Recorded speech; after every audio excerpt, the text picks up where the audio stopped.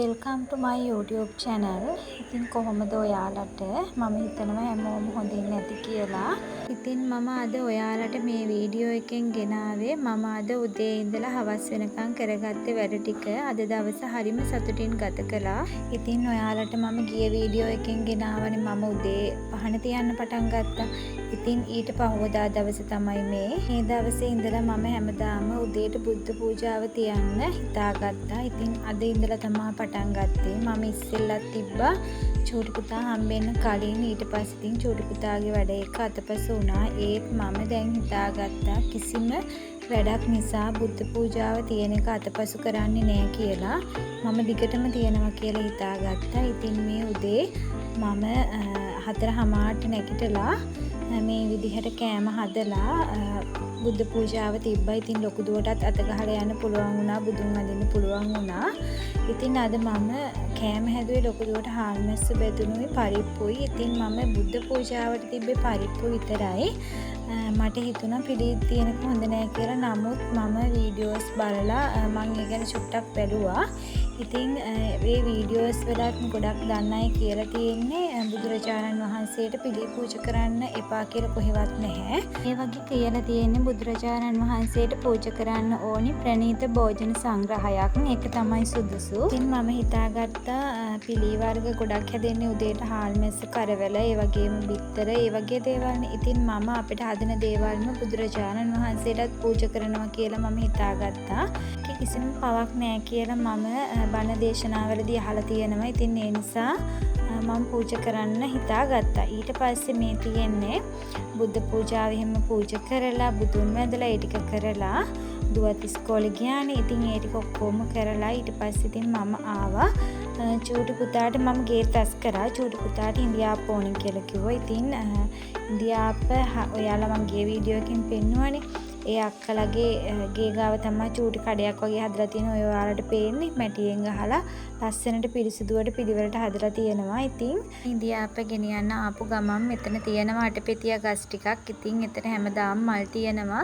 මං ඉතින් එතනින් මල් කඩාගෙන යන්නේ. එතනින් තමයි මම මල් කඩාගෙන යන්නේ. ඉතින් අර ගෞතම බුදු පියාණන් වහන්සේටත් යශෝදරා මහත්මයන් වහන්සේටත් හදාගත්ත වාස්යකට ආන්නයි. ඒ වගේම මම තව චූටි ජෑම් බෝතලයක් තිබුණා. ඒකට දාගෙන කිචන් එකේ තියාගන්නත් එක්ක තමයි මම මේ මල් ටික කඩාගෙන යන්නේ. ඉතින් හරීම ලස්සනයි මේ වගේ පුංචි මල් වාස් එකක් හදාගත්තාම. ඇත්තටම අපිට මේ කුරුවිට ටවුන් එකේ පෙෂ් මල් ගන්න නැහැ. මම හරි ආසයි. මම ඒකට රත්නපුරින් ගෙන්න ගත්ත ඒකේ වීඩියෝ එකත් මම ඔයාලට ගේන්නයි. ලොකු මල් නෙමෙයි. ඉතින් ඒ උනට ඒවේ හරිම ලස්සනක් තියෙනවානේ. මේ ලොකු ගාණක් ගියෙත් නැහැ. ඉතින් මේ බලන්නකො මේ අටපෙතිය මල් ටිකේ තියෙන ලස්සන ඔයාලට පේනව නේද? හරිම ලස්සනයි. ඉතින් ජීවිතේ විඳින්න පුළුවන් මෙන්න මේ වගේ දේවල් දිහා බලලා තමයි පුංචි පුංචි දේවල් වලින්. ඇත්තටම මම ජීවිතේ විඳින්නේ ලොකු දේවල් බලාපොරොත්තු වෙන්නේ මේ පුංචි පුංචි දේවල් වලින්. ඉතින් අපිට ඕන තරම් දේවල් තියෙනවා ජීවිතේ විඳින්න. ජීවිතේ දිහා ලස්සනට බලන් ඉන්න පුළුවන් අපිට. ඉතින් මම මේ විදිහට ගෙනල්ලා කිචන් එකේ මේ විදිහට පුංචි ජෑම් බෝතලයකට දාගත්ත. බලන්නකො ඒකේ ලස්සන. ඇත්තටම මේ මම තියාගෙන ඉන්නේ මේ උතුරේ දාලා ඉන්ඩෝර් ප්ලාන්ට් ටිකක් හදාගෙන තියෙනවානේ. ඉතින් මේ ජනේල් පියන් උඩ තමා තියාගෙන ඉන්නේ. ඉතින් ඇත්තට මෙතන පුදුම ලස්සනයි. මම උයනකොට ඒ ටික දකින්නවා. ඒ දිහා බලාගෙන ඉන්නවා. ඉතින් හිතට මාර සහනයක්, මනසට මාර සහනයක් ඉතින් තියෙන්නේ. ඔයාලත් බලන්නකො ඉන්ඩෝර් ප්ලාන්ට් ටිකක් හිටවලා ඒක වැවෙන දිහා ලස්සනට බලාගෙන ඒ වගේම ඒකේ ලස්සන බලනකොට කොච්චර ලස්සනයිද කියලා ඇත්තටම හිතත් ලස්සන වෙනවා. ඒක මගේ අත්දැකීමෙන් කියන්නේ. ඉතින් මේ ඒ දේත් කරලා ඉතින් චූටි පුතාට බඩගිනි කිව්ව නිසා මම ඕන්න දුන්නා. තනියෙන් කන්නම් කිව්වා. ඉතින් ටිකක් කනකොට මම කවනවා.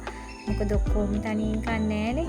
මේ කෝලම් කර ඉතින් එයා කෑවා. ඊට පස්සේ මම අද හිතුවා උදේට බත් කන්නේ නැතුව මම උයලා තියෙන්නේ මං හිතුවානේ මේ බත් කන්න නැතුව මට හිතුණා කුරක්කන් කැඳේ එකක් හදා ගන්න. මොකද මට ෂුගර් තියෙනත් හින්දා මට හිතුණා උදේට කුරක්කන් කැඳේ එකක් බොන්න. හැබැයි ඉතින් ඒක බීලා ටිකක් වෙලා යනකොට පැයක් දෙකක් යනකොට ඉතින් ආයි බඩගින්නක් ආවා. මේ විදිහට පොල් කිරි ටික මිරික ගත්තා. මේ ඒ කියන්නේ මම ගොඩක් උකු කිරි දාන්නේ නැහැ. මොකද උකු කිරි අපි භාවිතයට ගන්නකොට සීනි තියෙන නිසා, ඒ කියන්නේ සුගර් තත්ත්වය තියෙන නිසා කොලෙස්ටරෝල් එහෙමත් එන්න පුළුවන්. ඉතින් ඒ නිසා මම ගොඩාක් වෙලාවට කුරක්කන් හදනකොට දිය කිරින් වගේ තමයි හදන්නේ. ඉතින් ගොඩාක් රස නෑ හැබැයි. මිටි කිරි හොඳට දාලා ගන්නකොට තමයි ඉතින් රස.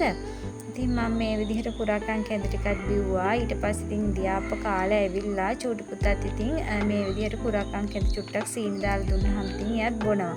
එයාත් ඉතින් ඒක රස කර කර බිව්වා. මොකද මම බොනකොට ඉල්ලුවා බොනවා එයා. ඒ නිසා ඉතින් මම දුන්නා. ඊට පස්සේ ඉතින් අපි දෙන්නත් එක්ක මේ විදිහට කැඳත් බීලා ওই වෙලාව චුට්ටක් වෙලා වාඩි වෙලා එහෙම හිටියා.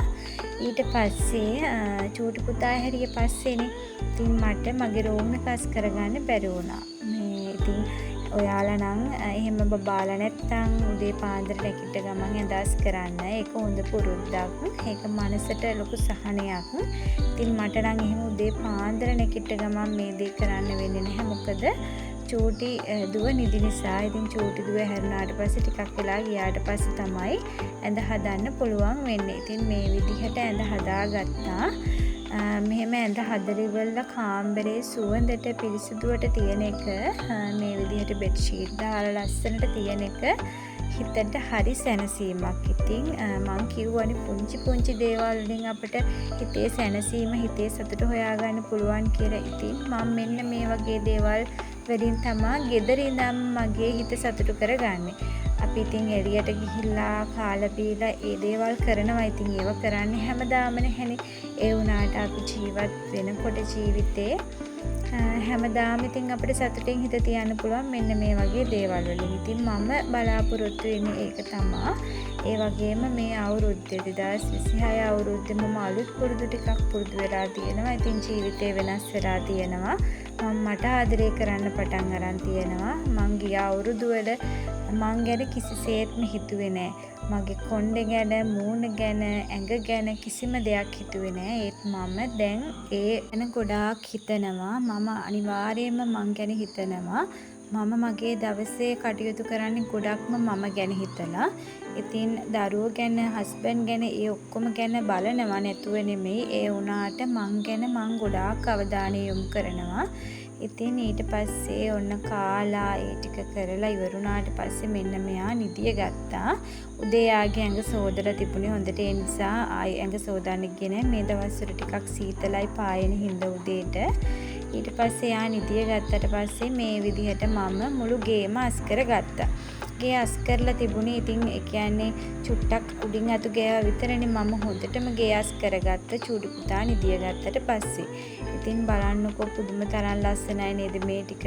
මේ විදිහට තියෙනකොට මම හරීම ආසයි. මගේ කිචන් එක පෙලක් වෙලාවට දකින්න අය නම් කියනවා කැලයක් වෙනවා තව ටික දවසක් ගියොත් එහෙම මේ ප්ලාන්ට් තියලා එහෙම කියලා. ඉතින් මම ආස එහෙම තමයි. කොළ පාට වැඩිපුර තියෙනවා නම් මගේ රූම් එකේ, ඒ වගේම කිචන් එකේ, බුදු පහන තියෙන තැන, ඒ හැම තැනම මං ඉන්න ආස තැන්වල කොළ පාට තියෙනවා නම් මං හරිම ආසයි. ඉතින් මං කොළ පාටට ගොඩාක් කැමතියි. ඉතින් මේ විදිහට ලොකු දුවගේ රූම් එකත් අස් කරගත්තා. එයාත් පිළිවෙලට තියාගෙන ඉන්නවා. එයාට මේ දේවල් මම කියලා දුන්න නිසා තමයි එයා කරන්නේ. දවසින් දවස පොඩි දේවල් පුරුදු කරනවා මං එයාට. එයාත් ජර්නල් එක කරන නිසා මේ පළවෙනි මාසේ නම් චුට්ටක් කරගන්න අතපසු වුණා. මොකද එයාලට ඉගෙනීම් කටයුතු කරේ නෑනේ ඉස්කෝලේ. තවටත් තියෙන ස්පෝර්ට් මීට් එකට ක්‍රීඩා පුරුදු කරන එක. ඉතින් ඒ නිසා අර උගන්නන්න නැති නිසා අර පාඩම් කරන්න අමාරුයිනේ. අර පාඩම කියලා දෙන්න නැතුව. ඉතින් ඒ නිසා එයාගේ පළවෙනි ජනවාරි මාසේ ඉතින් චුට්ටක් අර ඒ දේවල් පාඩම් කරන දේවල් කරගන්න බැරි වුණා.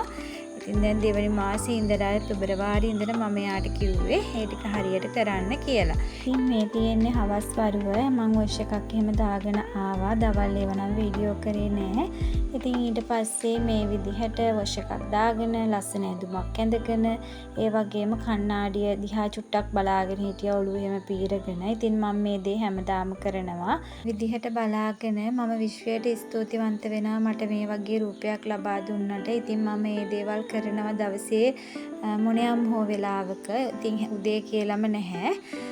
ඊට පස්සේ මේ විදිහට මම බුදුන් වදින්න ආවා හවස. ඉතින් මේ විදිහට පහන තියනවා කියන්නේ හරිම ආසාවෙන් තමයි තියන්නේ. ඉතින් මේ විදිහට තමයි අද මගේ දවස ගත කරේ. ඉතින් කිසිම ස්ට්‍රෙස් එකක් නැතිව දවස මම සතුටින් ගත කළා. ඉතින් මම ඒ ගැන සතුටු වෙනවා. ඒ වගේම මට මේ වගේ ලස්සන දවස් මට ලබා දෙනවට මගේ විශ්ව මාතාවට මම ස්තුතිවන්ත වෙනවා. ඉතින් මම හිතනවා ඔයාලා මගේ වීඩියෝ එක අද ආසාවෙන් බලන්න ඇති කියලා. එහෙනම් ඔයාලා හැමෝම ලයික් කරන්න, කමෙන්ට් කරන්න, ෂෙයා කරන්න. මං අදට ගිහිල්ලා එන්නම්. ඔයාලා හැමෝටම බුදු සරණයි. හැමෝම සතුටින් පරිස්සමෙන් ආදරෙන් ඉන්න. ආය ලස්සන වීඩියෝ එකක් අරගෙන එන්නම්.